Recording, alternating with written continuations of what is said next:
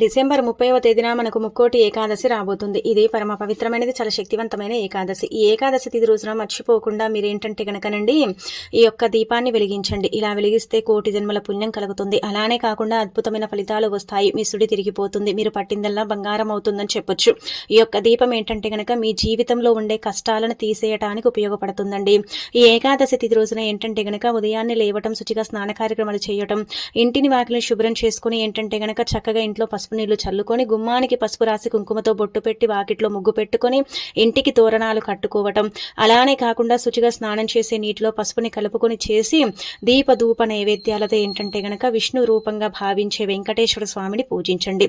వెంకటేశ్వర స్వామి చిత్రపటాన్ని క్లీన్ చేసుకొని మీ దగ్గర ఉండే తులసిమాలను ఖచ్చితంగా ఏంటంటే కనుక తులసిమాలను తయారు చేసుకోండి. తులసిమాల లేకపోతే ఒక 11 తులసి దళాలను తీసుకోండి.